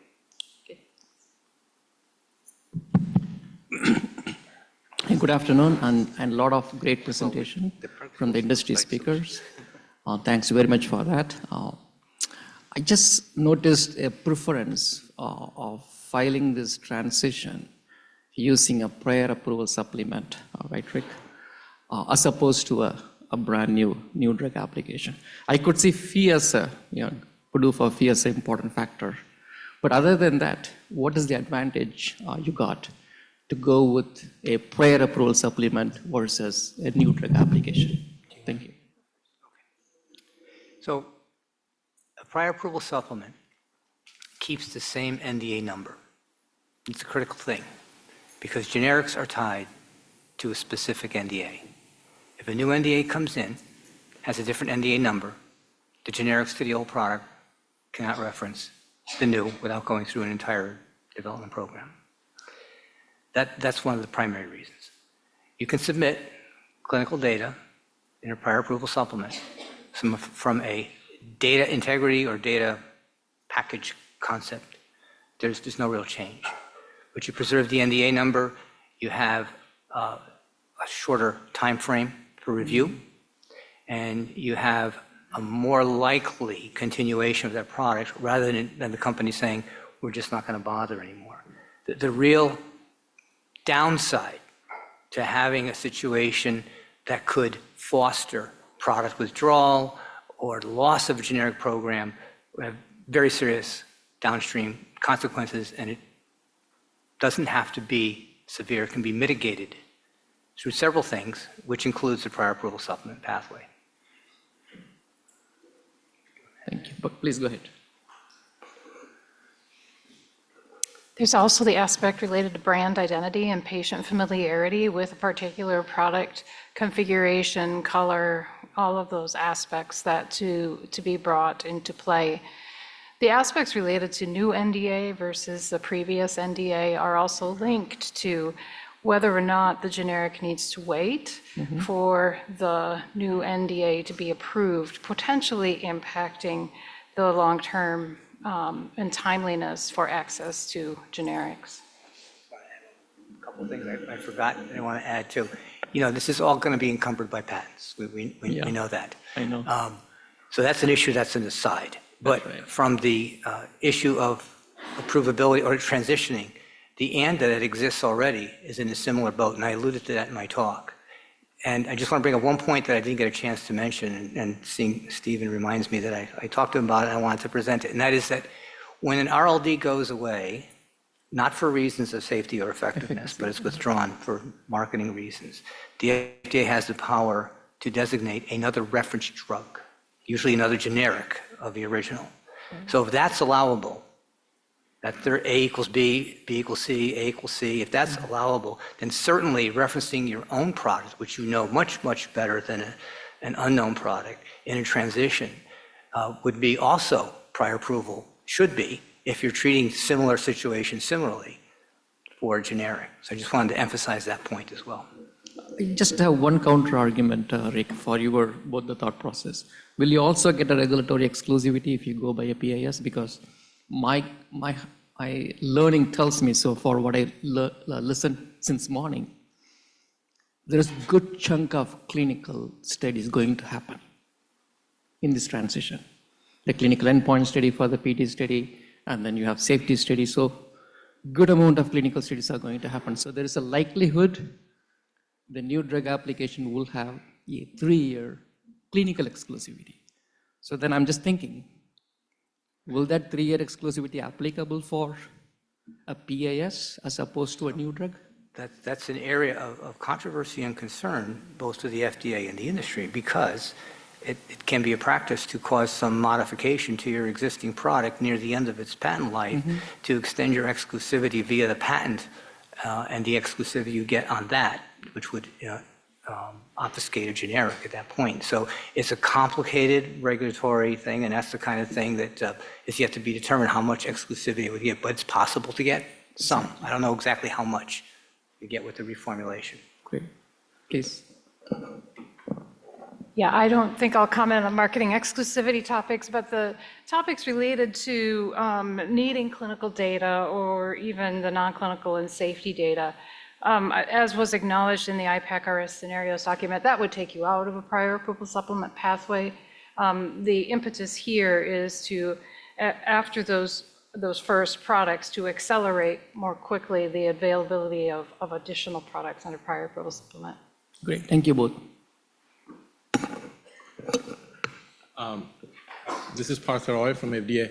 I think I was sort of expanding on what Shiva was telling and asking the question. Can you comment a little bit about that exclusivity and the patent, which is connected? My understanding is connected with the device and the new propellant and a combination thereof, and how that will actually, if you're doing a PAS, can actually stop the generics on the track.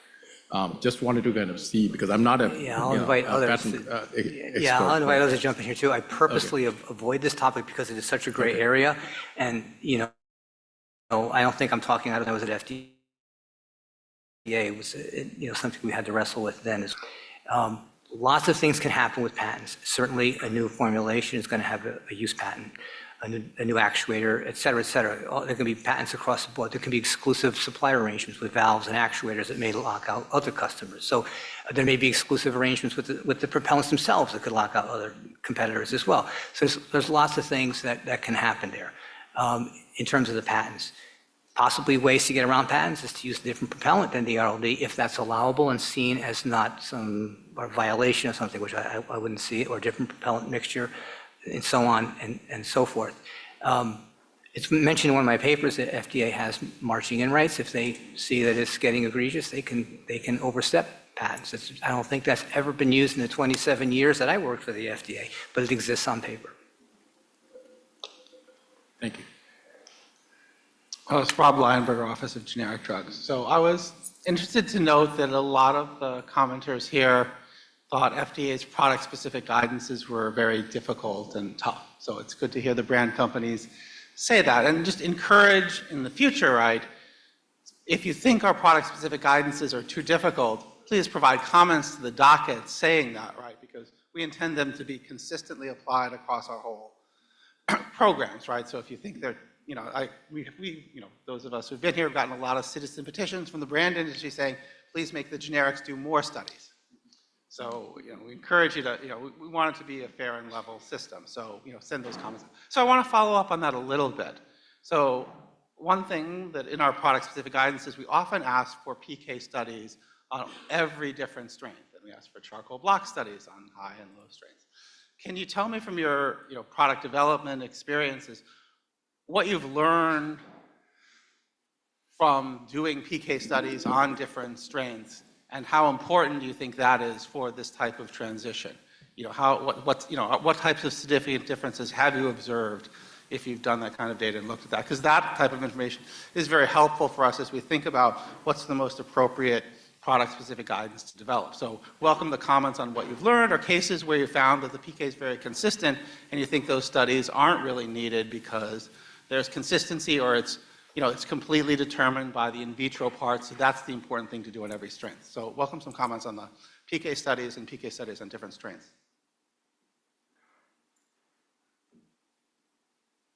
I can have a crack at that. Not to talk about the specific program, but just to share some general experience. There is literature available, plus probably a bunch of industry experience sitting on this table where we've looked at PK for a range of strengths, and generally the trend holds if you can demonstrate PK linearity, comparability between a low and a high strength, everything in the middle will fall into line too. Likewise, there's also literature that shows for combination products, if you can demonstrate PK comparability for a triple therapy, you're likely to see the same for a dual using two of those actives in a triple. So again, my recommendation would be literature searching around that sort of thing, but there are general trends like that can be considered when you're thinking about multiple strengths of a single active. But I welcome other industry experience as well. And I think I can pick up on the other point. So it's not that the product-specific guidances are too difficult, because I think we're talking about two different things really. The PSGs are specifically for generics. So I think the question that I was referring to or opening up for discussion was really, do we need to be following the same path as generics? So I guess leaning towards the AMA approach, which is, if you fulfill PK/BE, then what else is it that PD is adding to that, or the clinical comparative endpoint studies? So I think it's two different tracks really. Do they need to be the same, or do we actually need a specific guidance that addresses the propellant change?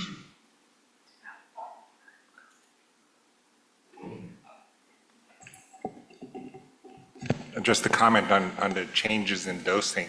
My understanding from having been on committees and panels previously on discussion of corticosteroid strength, including for inhaled products with folks at FDA like Mary Peruca and some of the other folks, the dosing of steroids, we've optimized it over the course of years. And if you vary it, you run into risks for other concerns, long-term risks for overexposure with corticosteroids, or if you underdose, you may lead to problems of effectiveness. So having the same dosing could be considered optimal for corticosteroid products like budesonide. And I think our O&D colleagues can chime in on that. Like what is optimal dosing for things like corticosteroids? And then for the rescue products, keeping it the same dosing is, there's clinical evidence for that, that those things work. And if you change it, then you need a new set of clinical data to adjust for that.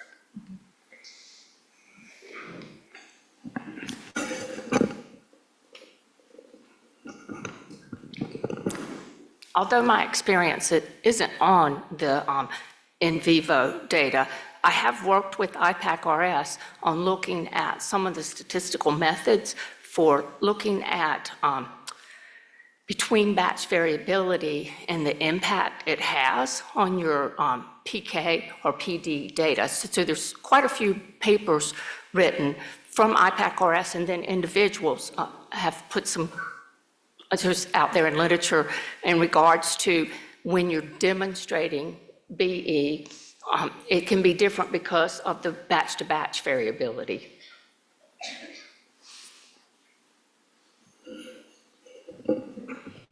Hi, this is Rinjia Ren, the master pharmacokinetist in the IP confirmed from FDA. So as I said, we're still at early stage of this transitioning, and we only received the limited cases of this transition from HFA to low global warming potential propellants. But I can tell you so far, we haven't asked a sponsor to, let's say, if previously have 2 or 3 different dosing strengths have been proved, we haven't asked for BE studies for every dosing strength. So we haven't adopted that. From us, the PK, the dose selection for PK study comparison is, the most important is to get, to study approved dose.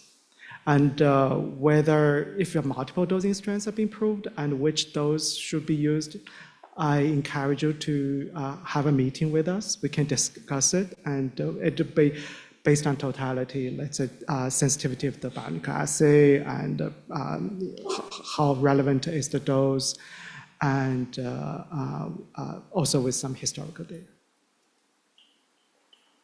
Can I just add a comment? I think that was an excellent point. We've had some very strong presentations today, and also from previous RDD meetings in Tucson in last May, lots of good presentations. So I think there's a lot of data on dose targeting that's been in the literature for the past couple of years. I mean, when I wrote my paper, I researched it out. So there is also published literature data that shows how folks are dealing with the propellant transition and targeting dose as well as APSC, besides what we saw here today. Thank you. Yeah. I may be a little bit at risk in belaboring these points that have already been made by Rick, Helen, Laura, and Poonam. I worked at GSK for more than 30 years on all of its drug substance products. We manufactured thousands and thousands and thousands of batches. We did not start developing those products using QBD, but through the product lifecycle management changes, we have started to incorporate many, many aspects of QBD into the products. So these products, drug substances, are very, very well understood. We know the design space, and really very, very well. So when we move to these products with a low GWP propellant, if we are able to determine that they fall within the same design space, wouldn't that be really, really strong evidence that we need to minimize in terms of studies that we have to do beyond the in vitro? I can understand a PK study may be relevant here, but beyond that, why do we have to go there? Helen's letting me start this one. Okay. I understand you. That's exactly one of the things we're talking about in terms of transformative data across a large manufacturing database. I have the same question, and I addressed that this morning. If the output condition of your meter dose inhaler, which is the input condition to the human, has not changed, still meets specifications, and has only minor changes associated directly with the propellant, I'm kind of at a loss for the need for an extended clinical program as well. Yeah, Helen and I have worked for 30 years, so I think both of us are on the same page with this. So again, I'm not so much speaking on the clinical side or that, but there is so much product quality data that pertains to those, to the measurements that are asked for in the product-specific guidance. priming, repriming, well, maybe not so much that, but the spray pattern, you've got your delivered dose, your particle size distribution. As you said, in some cases, we've manufactured thousands and thousands of batches over the 20-some years with the current second generation product. So I think we can refine the question that we're asking and assume and use that risk-based and science-based approach to what data is needed and what changes you're making to the product, whether it, like the valves and the components and things like that. We have all that. Yeah.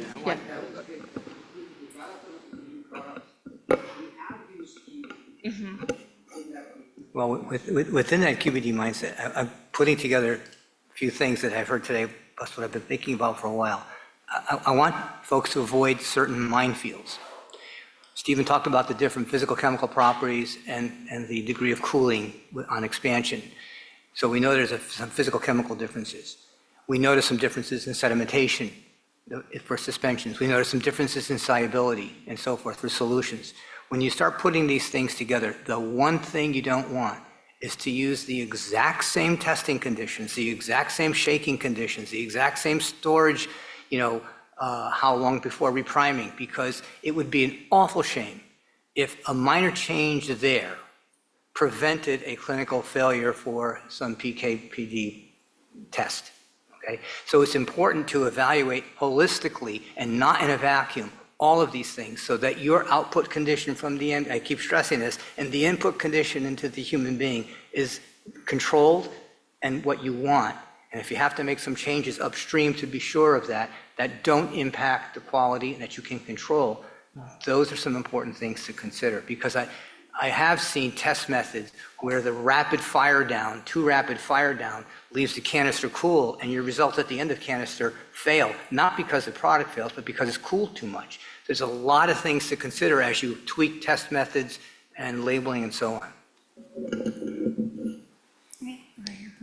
I just wanted to go back to this question that was asked before about patents and exclusivities. And I have to apologize, I had to step out for the very, very first part of the talk, so apologies if you covered some of this. But for clarification, so I'll take Breztri as an example. Breztri does not have a generic competitor.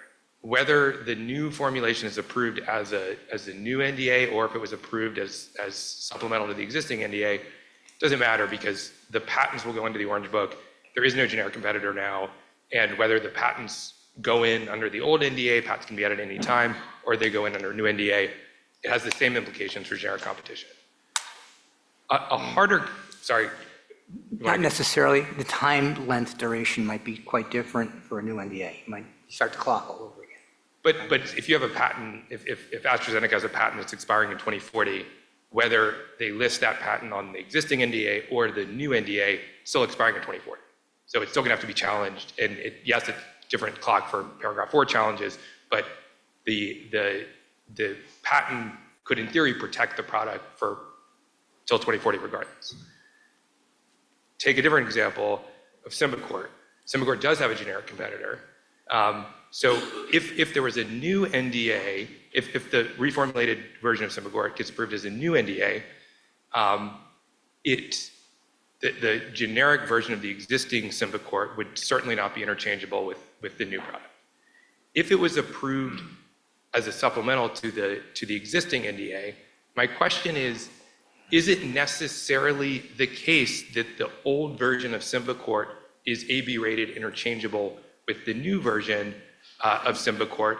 And the reason why this matters so much is because those new patents on the new version of Symbicort wouldn't matter very much because you have already a generic competitor, and from what I've heard in theory, other generic competitors could reference potentially that generic competitor and so get onto the market. Whereas if they're not necessarily interchangeable, it's hard to see that it's going to have that much of a difference. Again, if you have a patent expiring in 2040 that goes into the Orange Book and you don't have interchangeable products even within the NDA, that patent still has force out into the 2030s, 2040s. So that's a great, and I'm going to turn it over to Markham in a minute, but I just want to jump in first and say that's a great question.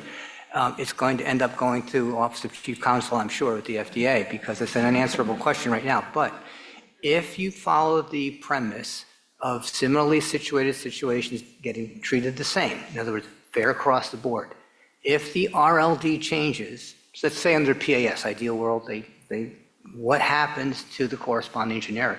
Well, the RLD is saying we're the same as we are the same to ourselves. That's what the prior approval supplement pathway is going to allow, within some minor labeling changes. Now, depending upon the degree and the type of those labeling changes, that may put some restrictions, and it may no longer be AB rated for certain indications if that labeling is changed in a certain way, even though it's still physicochemically in vitro the same. That begs the question, is should the generic change? Do they have to change? And what would that really wouldn't have much influence on that situation. So there's a lot of unanswered questions. Can a generic change proactively ahead of the RLD if they're already approved or if they're in development? These are all unanswered questions right now that are going to have to be decided. And that's the hard part, I think, facing the regulatory climate, not the submission pathway, but the resolution pathway. And I'll just say that what I would worry about is even in my example, and I want to hear Markham too, even in my example of Symbicort, because I think that's the perfect example for this, if the reformulation was approved within the same NDA and the generic was pushed within the NDA to change to become like the new formulation with the novel repellent, there's still a patent or set of patents that they're going to have to contend with that they'll just be sued for infringement of those patents. So I think it puts the generic in a bind. So there's two issues there. You're absolutely right. That's why allowing the generic to have a different propellant from the RLD and still be potentially found to be equivalent as generic should be, right, is one aspect. That's certainly important. And the other aspect is about the patents and how they're going to be used, manipulated, and so forth. But if you require Q1, Q2, you're locked out. Just to pick on the thought process that I have. Yeah, Markham's waiting. I Go ahead, think Markham was going to have a comment. I was going to have a non-answer because it's still under, I think we're still looking at that. And I think also we'll have more discussion about the generic aspects of this tomorrow. So I'm going to save some of that for tomorrow.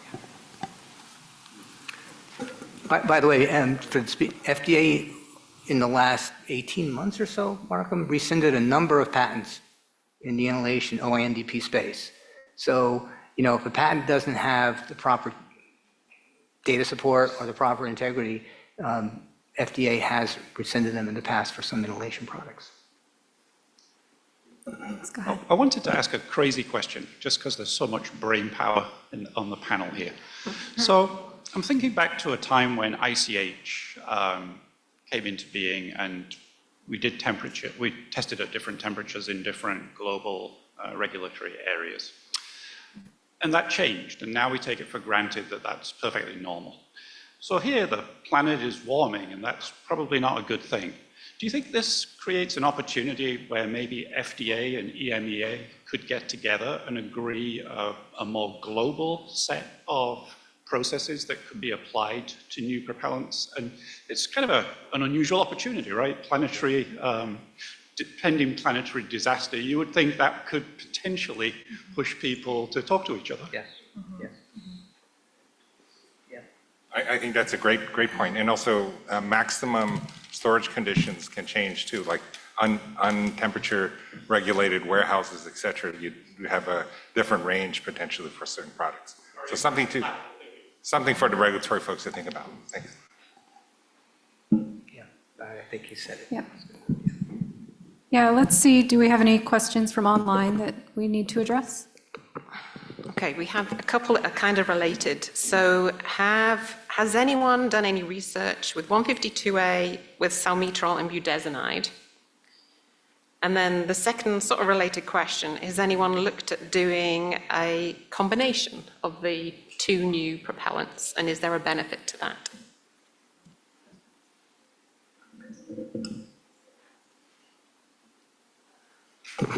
Yeah. This kind of addresses one of the questions I asked earlier today. In terms of combination propellants to get around patent issues, that's one thing. But then you're stuck with the liability of two supplier chain issues, two drug master files, two safety databases, and so forth. So, it's a mixed blessing there, I think.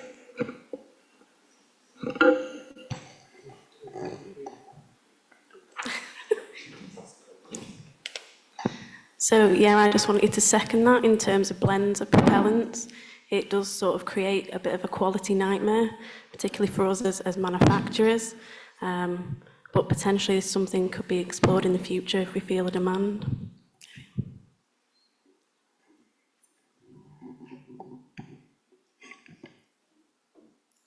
Okay, go ahead.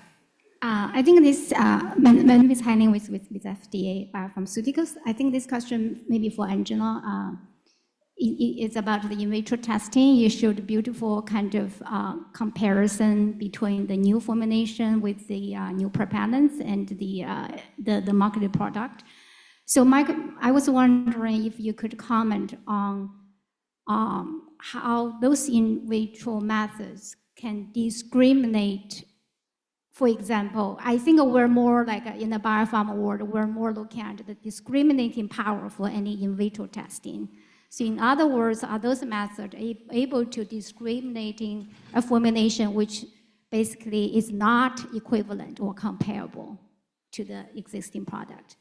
Yeah, thank you for the question. I think it's a really interesting question. What I can say from a personal point of view, that when you perform the in vitro testing using in vitro bioequivalence approach, we are not focused to compare the similarity only from some endpoint like fine particle dose or extra fine.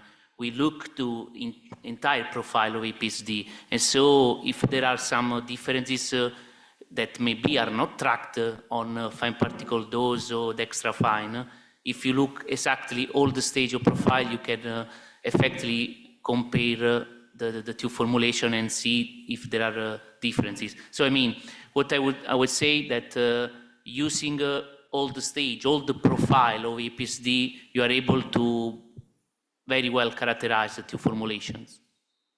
I guess my comments more focused on when you develop and validate this in vitro method, are you intentionally to keep that in mind? It has to have the discriminating power in order to draw that conclusion, saying, okay, you look at the data, they are comparable, because you're able to kind of have that sensitivity, that space. But if this is especially in silica model you showed. Yeah, but using same method and same devices, if you look the same APSD profile, again, I think the behavior of the two products are very similar because you apply the same method for both products. Yeah, I guess from a regular perspective, we really want to see method actually able to weed out a formulation which is not equivalent or due to the formulation change or device change. I guess that's my comment. Thanks. I'll do one last check on online questions. All right. Okay, so that leaves us right at time for the end of this panel discussion. I want to thank all of our panelists and presenters for this session. And I think we'll go ahead and move over to closing remarks for the virtual session.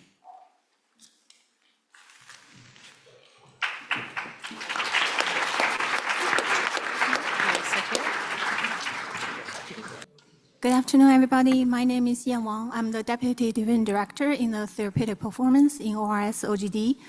As we conclude today's virtual portion of the workshop, I would like to take a moment to reflect on the critical discussions we have heard about the transition to low global warming potential propellants. Throughout today's sessions, we have explored the scientific challenges and technical advancements that could come with this transition for both new drugs and generic drugs. We heard talks and discussion highlighting the transition to LGWP propellants aligns with our shared responsibility to mitigate the climate change and ensure uninterrupted access to products. Although the role of propellant in MDI products is complex and there are still many unaddressed questions, It is noted that compared to the transition from CFCs to HFAs, the current transition has a better chance to be more streamlined, as chemical properties of the approved HFAs and LGWP propellants may be more similar. And they also share more similar non-clinical safety profiles. The presentations and discussion on the current understanding of propellant properties, their impact on product quality, performance, and development of excipients facilitating the transition shed light on the potential strategies for redesigning the product, including but not limited to selection of appropriate propellants, changes in devices, and changes in other formulation components. The exchange of ideas about considerations from non-clinical, clinical, clinical pharmacology, quality, and statistical perspectives has made it clear that we are making progress to develop the tools and partnerships necessary to navigate this transition. To streamline development program for transitioning to low global warming potential propellants in approved MDI products can depend heavily on comparability in critical quality attributes, PK, between products. Therefore, generic development programs and the product-specific guidances on MDI products may be consulted, and recent advancement in new tools, such as in silico modeling, may be explored. Not previously approved MDIs or existing MDIs that require substantial changes may require more extensive clinical programs, where the experiences and knowledge gained through the previous HFA switch may be leveraged. Key concepts for clinical programs were discussed, and it is anticipated that clinical data requirements will change once we approve LGWP MDIs and obtain sufficient safety data. The importance of early and frequent interactions between industry and FDA was underscored, given we are early in this transition and current thinking will evolve as we gain experiences through the journey. So overall, today's session has shared insights into innovative solutions, collaborative strategies, and the significant opportunities from various aspects. With that, we will conclude today's virtual portion of the workshop. Thank you very much for your engagement and insights. Look forward to seeing you all tomorrow for another productive and fruitful day.